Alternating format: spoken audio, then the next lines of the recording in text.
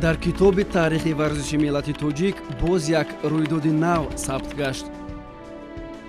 фазои тоҷикистонро ин шом шукӯҳу ҷалоли хусае фаро гирифтааст. китоби таърихи варзиши миллати тоҷик баъди 42 соли интизорӣ боз як бори дигар ба бахти варзиши тоҷик варақгардон гашту рӯи ин авроқ номи паҳлавони тоҷик, ҷавоне бо қувваву бозуи рустамона, қаҳрамони ҷаҳон беҳрӯз хоҷазода сабт гашт. бояд гуфт ки ин мақому чунин унвонро 42 сол қабл фарзанди бонанги миллати тоҷик ҷаҳонпаҳлавон Саид Муъмин Раҳимов соҳиб гашта буд. агар ба саҳифаҳои таърихи варзиш назаре афканем, паҳлавонии ҷаҳонпаҳлавон Саид Муъмин Раҳимовро дар чемпионати ҷаҳон ва ғолибияти ӯро сарфи назар намудан ғайриимкон аст. 19 сентябри соли 1975 шаҳри Минск, ҷумҳурии Беларусия, чемпионати ҷаҳон. санае ки тамоми мардуми тоҷик чӣ ки иттиҳоди шӯравӣ аз хотираҳои худ асло фаромӯш намекунанд. Саид Муъмин Раҳимов дар чемпионати ҷаҳон иттиҳоди шӯравиро дар вазни 100 килограмм муаррифӣ мекард.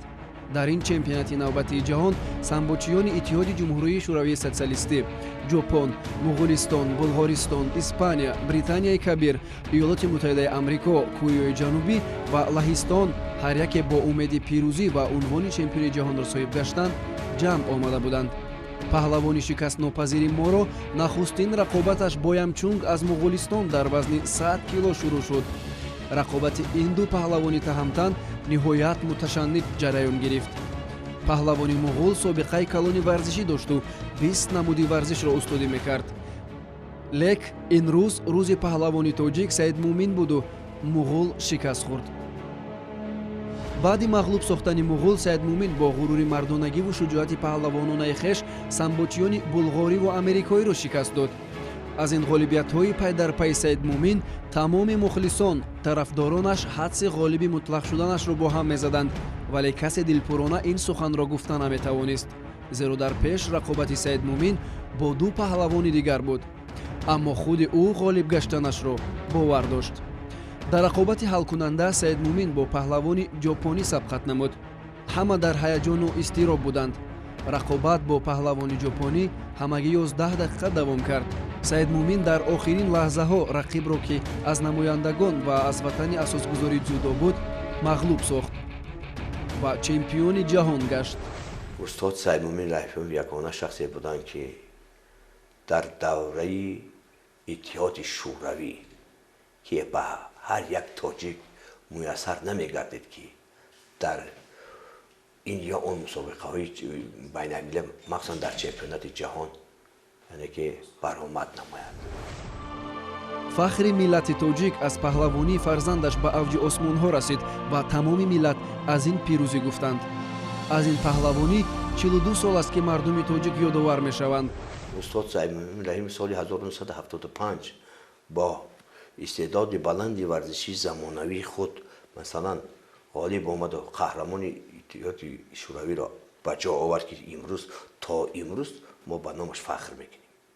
ва дар муддат дар ҳамин вақте ки ба соли 1975 ба масалан унвони қаҳрамониро ба ҷо овард, 42 сол сипарӣ гашт. 42 соле ки ба майдони рақобат паҳлавонони тоҷик барои унвони чемпиони ҷаҳонро соҳиб гардиданд дар талош буданду паҳлавонона рақобат менамуданд, лек дар ин самту дар ин зина бенатиҷа меанҷомид. ва акнун 42 сол баъд аз соҳиби унвон шудани паҳлавони тоҷик Саид Муъмин Раҳимов ин ному ҳамин унвонро ҷаҳонпаҳлавони тоҷик, ҷавони рустамбозу парвардаи обу хоки Тоҷикистон беҳрӯз хоҷазода дар синни 22 солагӣ соҳиб гашт. баъди 42 сол яке анамин шогирди мо хоҷазода беҳрӯз тавонист ки дар арсаи ҷаҳонӣ, яъне ки медали ҷаҳонии мусобиқаи самбочиёни ҷаҳонро ба даст орад ва парчами давлати миллати моро дар сатҳи баланд бардорад ва суруди миллии мо, яъне ки дар он ҷо садо дод ва албатта ин як ифтихор аст. баъди 42 сол, баъди қариб ним аср ҷавонмарде пайдо шуд, ки он роҳи тай кардаи устод Саид Муъминро, яъне ки тай кард ва шумораи миллати тоҷикро дар ин намуд аллакай ҷуфт кард. ҳама машқу тамринҳояш якранг ба анҷом мерасид, вале бо ҷуръатона мураббӣ ӯро маҷбур месохт то бо тамоми тавонаш тамрин намояд. беҳрӯз тӯли 12 соли тамрини худ доим мекӯшиду талош баҳри он дошт ки муваффақ гардад, хусусан замоне ки ба чемпионати ҷаҳон роҳхат ёфт. давоми рӯз 2 маротиба саҳар ва шомгоҳон беист ва бидуни ягон баҳона тамрин мекард, зеро аз натиҷаи ин тамринҳо ва аз он паҳлавононе ки ба чемпионати ҷаҳон роҳхат гирифта буданд, тамоми миллат музаффариятро интизор буд. маҳз ҳамин нуқта ва ҳамин сухан беҳрӯзро дар майдони сабқат нерӯ ва тавон бахшид. пеш аз чемпионати ҷаҳон рафтан мо хело омодагии хуб дидем. мо зиёда аз 1 моҳ дар машқҳои дастаҷамона ки дар мактаби маҳорати олии варзишии намудҳои гӯштин дар он ҷо машқварзӣ намуда ва омодагии хело хуб дидем, ҳам аз ҷиҳати қувва ва ҳам аз ҷиҳати техникию тактикӣ ҳамаҷониба мо худро ба ин мусобиқа омода намудем. дар ин варзишгоҳ доимо пайи тамрин буд. гоҳо вақти тамринҳо ба рақиби худ дастболо мегашту, гаҳе мағлуб ва маҳз ҳамин афсидану баланд шуданҳо, пирӯзиву шикастҳо, аммо таслим нагаштану хаста нашуданҳояш аз самбо буд ки ӯ инак чемпиони ҷаҳон гашт. тӯли 1 сол мешавад ки танҳо ба мақсади чемпиони ҷаҳон шудан ба ин мусобиқа сафарбар шудам ва дар нияти ман ин фақат чемпион шудан буд. қабл аз оне ки ӯ ба чемпионати ҷаҳон роҳхат гираду дар майдони ҷаҳонӣ дар рӯи гилеме ки ҳазорон варзишгар орзуи дар он ҷо қувваозмоиро доранд сафарбар гарданд, хоҷазода беҳрӯз марҳилаҳои душвору чемпионатҳои гуногунро дар пеш дошт. албатта беҳрӯзҷон дар ин мусобиқаи ҷаҳонӣ аввалин бор баромад мекард, лекин то мусобиқаи ҷаҳонӣ баромад намуданаш дар мусобиқаи осиёӣ дар шаҳри Ташкент, дар мусобиқаҳои азияти игр меган дар шаҳри Туркманистон гузашт. дар ин ҷо аллакай сазовори ҷои аввал гашт. ман ҳамчун мураббӣ дили ман пур шуд ки дар мусобиқаи ҷаҳонӣ беҳрӯзҷон метавонад ки сазовори ҷои намоён шавад. ман соли 2017 дар чемпионати ҷумҳурии Тоҷикистон дар вазни 68 килограмм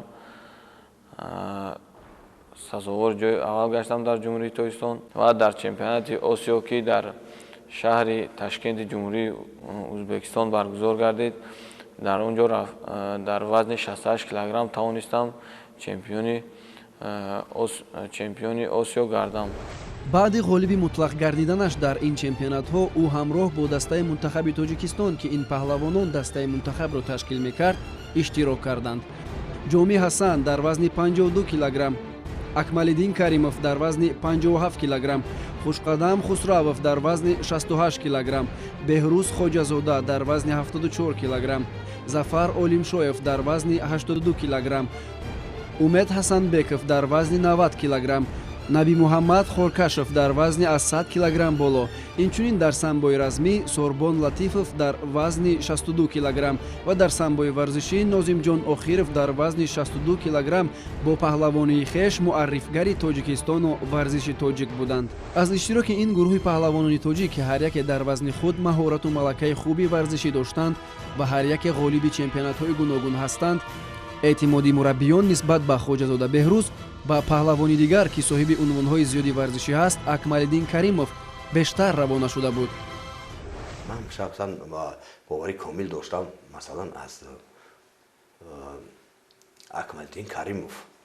ман хеле гӯштагирӣ масалан бори аввал нест, чандин маротиба ҷои дуюмро ишғол кардааст ки имрӯз мо фахр мекунем. акин варзиш як чизе аст ки ҳеҷ кас аз пеши худаш пешгӯӣ карда наметавонад, лекин дили мо аз онҳо пур буд, хусус аз Акмалиддин Каримов ки ҳамон ҳарифе ки ба Акмалиддин Каримов дар вохирии ниҳоӣ буд, вохирии финалӣ. Акмалиддин Каримов 2 маротиба онро дар мусобиқаи ҷаҳонӣ буридагӣ буд, ба он ғалаба ба даст овардагӣ. мо ҳамчун мураббиҳо дилмон пур буд ки доши сеюмам Акмалиддин Каримов метавонад ки онро ба осонӣ мағлуб кунаду медали тиллоро ба даст орад. аммо дар ин сабқат ва дар ин размозмоӣ бахту пирӯзӣ рӯи панҷаи пурқуввати Беҳрӯз Хоҷазода ҷой гирифта буд.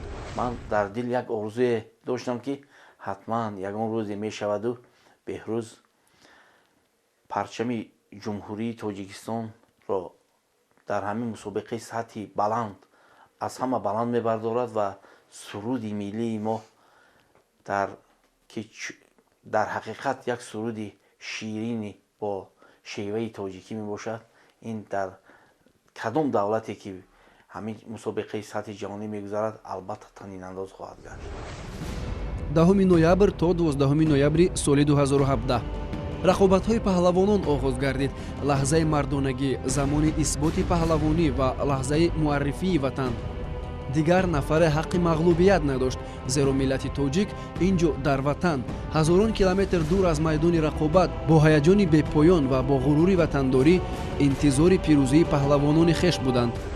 ҳар як варзишгаре ки масалан мувофиқи қуррапартоӣ баъди як марҳила якуму дуюму сеюм як гол мехӯрданд дар вохирҳои якуму дуюму сеюм мо нақшаи корӣ мекардем ва муқобили масалан усулҳои ӯ ва муқобили тактика ва техникаи ӯ равона месозем. ҳангоми сабқати Беҳрӯз дар ватан халқи тоҷик, дӯстон, наздикон, мураббиён, аҳли хонавода, хулас хурду калони тоҷик пушти оинаи нилгун нафасашро эҳсос менамуданд ва баробари Беҳрӯз мисле ки гӯштин мегирифтанд. баробари Беҳрӯзҷон ҳам агар гӯем гӯштин мегирифтем мо хато намекунем. бахусус лаҳзаҳое ки Носир Бозоров тавсия медоданд. Беҳрӯзҷон дар ҳолати партерӣ ҳатиёт ки аз поча балевой накунад, аз даст балевой накунад, ҳолати ба тахтапӯш нигоҳ доштан. ҳар як сухане ки ман мегуфтам гӯё яъне ки бо телефон гуфта истодам бо ӯ. ҳар як чизе ки мегуфтам масалан дастатро гир, поядро ӯ тараф мон, масалан захват натие, масалан ҳушёр бош, ҳар як лаҳза қатъиман кор. рақобати Хоҷазода Беҳрӯз оғоз гардид. дар аввалин сабқат рақибаш паҳлавони руминиягӣ буд. дар дидор бо чемпиони руминиягӣ Беҳрӯз бо як партофти олӣ ва боз бо такрори дубораи ҳамин усул тавонист 4 холро дар дақиқаҳои аввали сабқат соҳиб гардад. ҳисоб 8-0 бо ғолибияти Беҳрӯз анҷомид.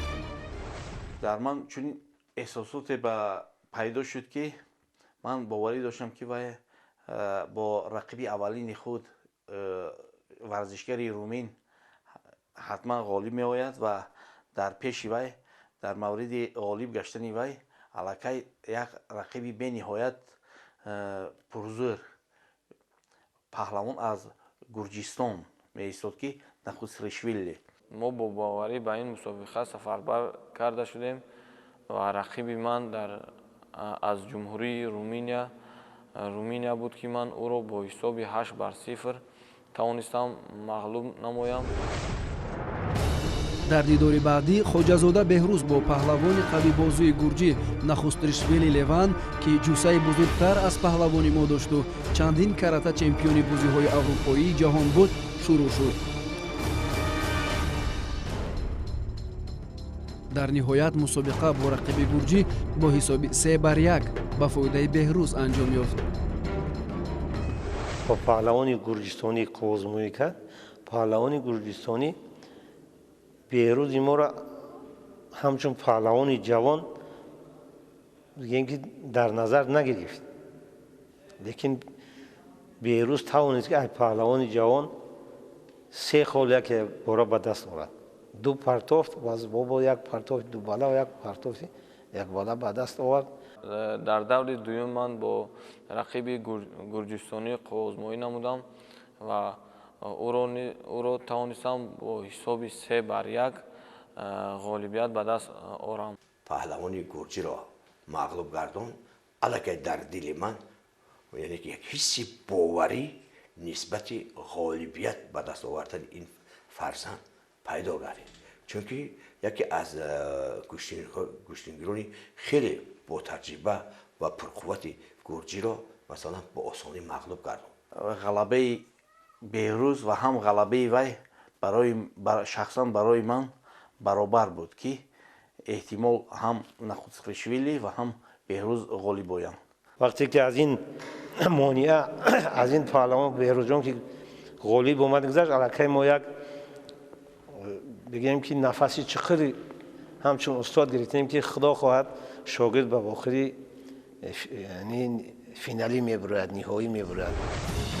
дар муҳорибаи баъдӣ аниқтараш дар рақобат бо паҳлавон аз италия беҳрӯз боз ғолиб омад бо ҳисоби ғайричашм дошт. дар даври сеюм ман бо рақиби итолиёвии худ қувваозмоӣ намудам ки ӯро низ бо ҳисоби 8-0 мағлуб намудам. барои унвони чемпиони ҷаҳонро соҳиб шудан мусобиқа идома дорад ва акнун дар мусобиқаи нимниҳоӣ бо рақиби худ паҳлавони хорватӣ рӯбарӯ шуд. ӯро бо ҳисоби 8-0 мағлуб намуда ва ба вохӯриҳои ниҳоӣ баромадам. фурсати рақобати ниҳоӣ барои унвони ҷаҳонии чемпионро соҳиб шудан фаро расид. ҳарду варзишгари дар чемпионат ширкат варзида ин унвонро мехостанду баҳраш талош мекарданд, аммо ин унвон фақат барои як нафар буд. сабқате ки минбаъд тақдири беҳрӯзро дар фаъолияти варзишиаш ба қуллаҳои боз ҳам баландтар мерасонду тоҷикистонро дучанд муаррифгар мегашт. хулас ин лаҳзаҳое буд ки тамоми миллати тоҷик интизориашро бесаброна мекашиданд. фурсати деринтизор фаро расид. хоҷазода беҳрӯз бо рақиби пурзури худ аз беларус Степан Попов рӯи гилеми ҷаҳонӣ муҳорибаро шурӯъ намуд. ҳеҷ вақт ман фаромӯш намекунам вақте ки онҳо ба майдон даъват карда шуданд. пеш аз даъват кардан онҳо дар ҷои аз санҷиш мегзаронанд, масалан ҷиҳати дарозии умуман ба талаботҳои федератсияи байналмилалӣ мутобиқ будани масалан либосҳои варзишӣ ҳаминҳоро масалан аз назар мегзаронанд ва ӯ паҳлавонро боз ма аз пеш дидам ва гуфтам беҳрӯз шумо ғалаба мекунед, чунки ман аллакай ҳис кардам ки шумо нисбати ӯ ҳаматарафа бартарӣ доред.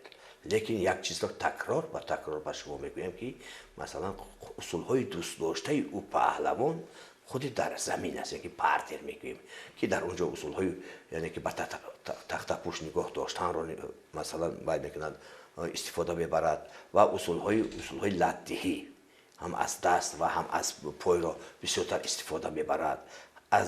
агар ҳамин гуфтаҳои маро ба ҷо биёрӣ, анаки умуман дар замин ба вай қуввозмоӣ накунӣ, ман бовари комил дорам ки шумо дар асари пой, яъне ки стойка мегӯем, ғолиб мебошед. бо иҷрои як партофти нотакрор беҳрӯз ду холро насиб шуд. боз ҳам партофти навбатӣ аз тарафи ҷавонпаҳлавони тоҷик беҳрӯз ва касби ду холи дигар. акнун боварии мураббиён ба ғолибияти беҳрӯз комил мегашт. дар ҳамин лаҳза ман аллакай боварӣ пайдо кардам ки писари ман беҳрӯзҷон ҳатман бояд чемпиони ҷаҳон гардад. ҳолате ки вақте ки вохӯрии ниҳоӣ буд аз ҳама ҳолати вазминтарин буд барои ман ки оқибати ин қуввозмоӣ чӣ мешуда бошад. ва дар лаҳзаҳои якуми қуввозмоӣ мо дидем ки як партофти хеле хубам кард ва дар вақте ки варзишгари масалан беларус ки дид ки дар ҳолати сарпо ягон умед надорад, танҳо ва танҳо ӯ такя ба куштини заминӣ кард. аммо дар дақиқаҳои охир лаҳзае ки ба анҷоми зиннаи муваффақият ҳамагӣ 40 сония монда буд, дар сонияи 33 бо усули латдиҳӣ паҳлавони беларусӣ беҳрӯзро бо пушт хобониду бо тамоми қуввааш дасти беҳрӯзро лат дод. як лаҳзаи хеле ногувор шуд ки масалан 20 сония монданда ё 22-23 сония монданда ба анҷом расидани қуввозмоӣ ҳамон замин ки мо такрор ба такрор мекунам ки дар замин кор накард, ҳамон лаҳза дучор шуд ва хост баъдан ба ман қоил шуд ки ман хостам ки вақтро истифода барам, ки ман аз ҷиҳати таҷрибаи кам ҳоло он ҳолатҳои дӯстдоштаи он анам ҳолате ки ин мехост вақтро нигоҳ дорад. дидем ки дар як лаҳзаи хеле осон бо осонӣ ӯро баргардон ва ҳолати латиҳиро шурӯъ кард. мумкин буд ки вай дасти беҳрӯзро дар он ҷо шиканад. агар даст яъни шогирди ман дар ҳамн ҳолата мешикастам, яъне ба ҳамн ҳариф таслим намешуд. ҳатто ман медонистам ки дар сурати шикастани дастам вай ба این با مغلوبیت خود را تن نمی‌دهد. این ҳолат пирӯзии беҳрӯзро ба ақиб мезад. 19 сония, 18 сония, 17 сонияи дигар боқӣ монд. беҳрӯз ба табло менигарист. дард тамоми баданашро фаро гирифт. мураббӣ дил метапид. набзи тоҷикистон дучанд дар тапиш афтод. ҳама интизор буданду бо як овоз зери лаб сабур бош мегуфтанд. طاقت کن 18 ثانیه شو طاقت کن. خلاصه من تا 19 مرتبه کلمه طاقت کن وقت تمام شده است طاقت کن را تکرار کرد. همون ثانیه‌ای که 17 ثانیه که آخری که دست بهروز جان در حالت لبدهی یعنی که بالیوی پریون بود، البته تمام مشکلی بر سر ما بود. ما در همه خیلی حسیات بود که در حالتی بود که نفس گرفتن برای ما مشکل بود. پیش از این بسیار ما بحث مناظره میکردیم. بعد پیش از همه مثلا سخنان جناب عالی را پیش رو می‌آوردیم و میگفت در هر یک خواستماهی که شما مثلا خواستماهی میکنید بدونید که 8 میلیون از آن جمله منم در برای شما هستم. من با تابلو نگریستم که در اونجا 19 ثانیه وقت باقی مانده است و در فکر من گفته‌های پیشوای ملت اساسگزار اصول وحدت ملی جناب عالی محترم امام علی رحمان آمد که اون کس میگفتند در وقتی که شما در مسابقه‌های بین المللی و جهانی اشتراک می‌نمایید شما حس کنید که در پشت شما 8 میلیون تاجیکستانی شما را دستگیری می‌نماید و من حقوق شکست خوردن را و حقوق تسلیم شدن را در این لحظه ها نداشتم. مردی و جوانمردی انمی شخص در خود در هم حالت ناگوار افتیدن همون لحظه پیدا گشت که به هر یک کس از اون لحظه خیستد میسر شده نمیتونه.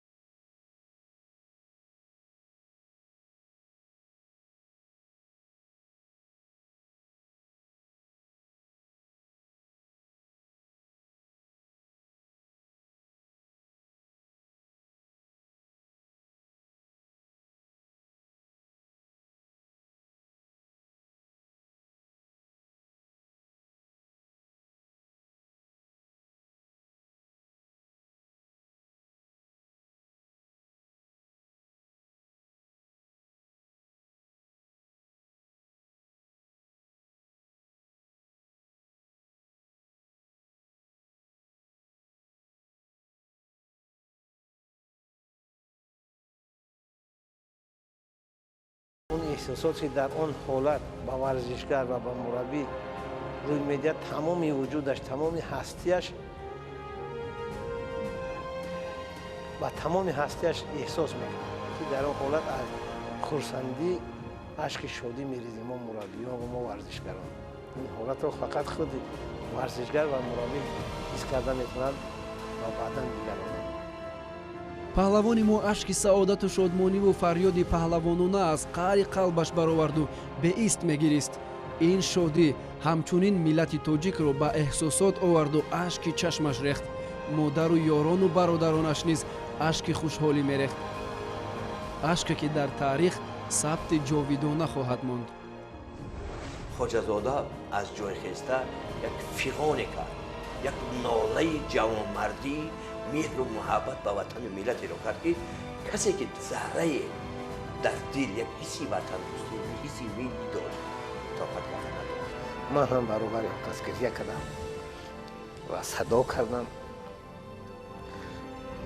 به فکر من که تمامی کوی همین اون کس که در خون وجودش خون ملی تاجیکی داشت اون کس در اون شب گریه کرد. البته برای ما افتخاره این گریه ما و شاگرد این گریه خرسندی است. با آواز بلند گریه کرده آمد در آغوش من در آمد و منم اون رو به آغوش گرفتم و هر دو اون نیت و مقصد هایی که داشتیم با اشک شادی یعنی که انعکاس کردیم. یکی همون وقتی به من چی حسیاتی شد که من تنها میخندیدم و خلاص و این اشک همون روز همون دقیقه در چشمان من نبود. مثلا جای دیم بسیار گرفتن، جای سیم بسیار گرفتن لیکن قهرمان هست دیگر است. البته این اشک شادی نتیجه همون مهنت‌های طولانی است و از همه بهترین خوبترین اون است که ما توانستیم که در عرصه جهانی یعنی پرچم خودمون رو بالا برداریم، ملت خودمون رو معرفی کنیم و سرود ملی ما در آن روز صدا داد. با مظفریت بهروز خوجازاده در این چمپیونات جهان که میانی 93 کشور عالم برگزار گردید، سرود ملی تاجیکستان صدا داد و پرچم جمهوری تاجیکستان در فضای جهانی با مجلای خاص پرافشان گشت.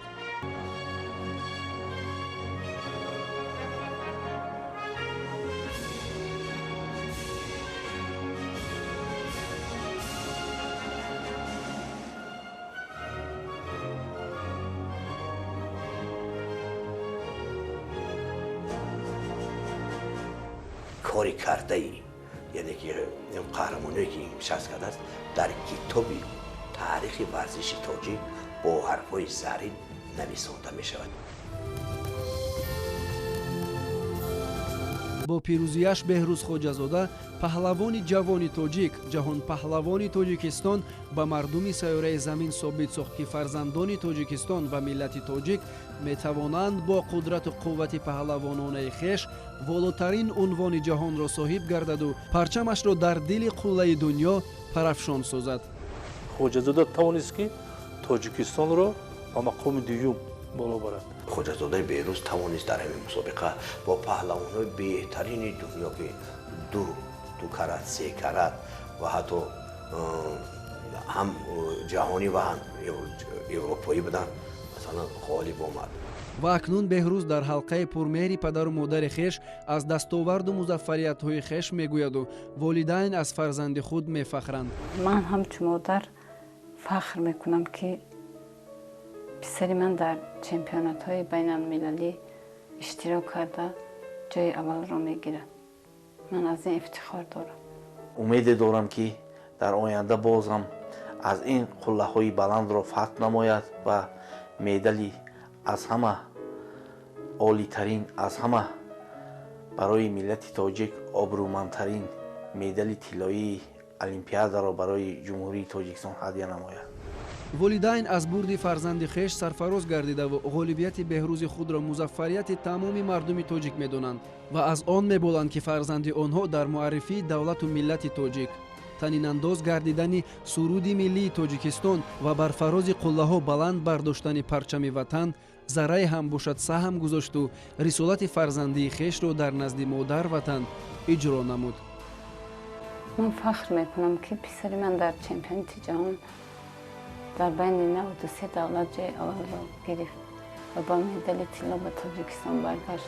این البته فخر تاجیکستانی ها میباشه. امروز چگونه استقلال دولت جمهوری تاجیکستان میکنه؟